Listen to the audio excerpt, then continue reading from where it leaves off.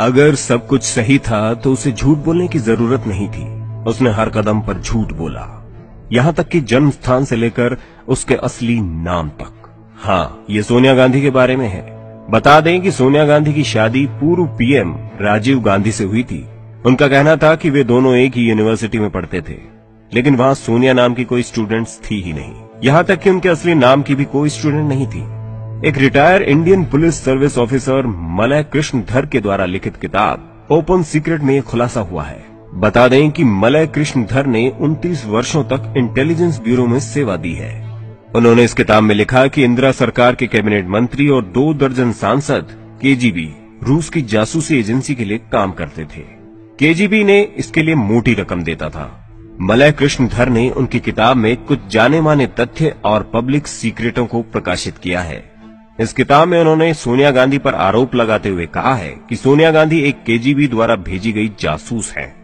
वर्ष 1985 में रूसी जासूसी एजेंसी केजीबी द्वारा 2 बिलियन यूएस डॉलर यानी कि 94 करोड़ रुपए राहुल गांधी के स्विस बैंक खाते में जमा किए गए थे, जो कि सोनिया गांधी द्वारा मैनेज किया जाता था।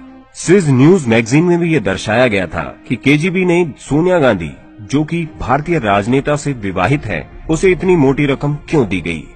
अगर सोनिया गांधी भारत की प्रधानमंत्री बन गई होती तो हमारी राष्ट्रीय सुरक्षा, सेना, वैज्ञानिकता और टेक्नोलॉजी विकास सहित हमारी व्यापारिक गतिविधियां रूस, रोम और अन्य मुस्लिम राष्ट्रों के लिए एक तरह से खुली किताब के समान हो जाती। इटालियन माफिया भारतीय इंडस्ट्रीज और व्यापार पर अपना दबदबा कायम कर लेता, जिसका परिणाम बहुत ही खतरनाक होता। कृष्णधर द्वारा जुटाए गए कुछ सबूत सोनिया गांधी को रशियन एजेंट साबित करते हैं। जवाहरलाल नेहरू के समय इंदिरा गांधी को भी केजीबी द्वारा मोटी रकम मिलती थी।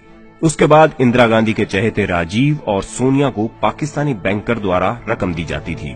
तत्कालीन प्रधानमंत्री लाल बहादुर शास्त्री की रहस्यमयी मृत्यु रूस पर उंगली उठाती है। 1965 में भारत पाकिस्तान युद्ध के बाद शास्त्री जी ने पाकिस्तान के राष्ट्रपति अयूब खान से ताशकंद में मुलाकात की और नो वॉर समझौते पर हस्ताक्षर किए, जिसमें लिखा था कि अब कोई युद्ध नहीं होगा। लेकिन चौंकाने वाली बात यह है कि उनकी अगले ही दिन रहस्यमयी मृत्यु हो गई और इससे जुड़े सारे सबूत मिटा दिए गए। संजय गांधी की मृत्यु से जुड़े सबूत भी सोनिया गांधी को संदेह के घेरे में खड़ा करते हैं।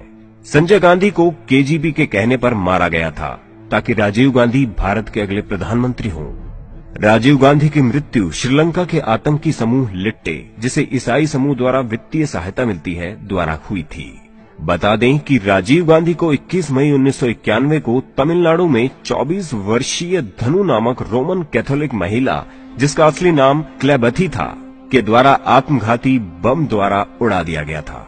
राजीव गांधी को मार दिया गया तो बाहरी जासूसी एजेंसियों ने सोनिया गांधी को बढ़ावा देने के लिए पर्दे के पीछे से काम किया। सोनिया की लीडरशिप के लिए संभावित खतरों को एक एक करके शानदार तरीके से दुर्घटनाओं को प्राकृतिक रूप देकर हटा दिया गया, जो कि केजीबी की विशेषता है। कैथोलिक्स रविवार को विशेष मानते हैं और सोनिया गांधी के सभी खतरों को रविवार को ही खत्म कर दिया गया। राजेश पायलट की रोड एक्सीडेंट में रविवार को मौत हो गई। जितेंद्र प्रसाद रविवार को ब्रेन हेमरेज से मारे गए। माधव रविवार के ही दिन प्लेन क्रैश में मारे गए। कमलनाथ, जो कि कांग्रेस के बड़े नेता थे, वो भी प्लेन क्रैश में बाल बाल बचे थे। ये वो तमाम बातें हैं जो सोनिया गांधी को सवालों के घेरे में खड़ा करती हैं।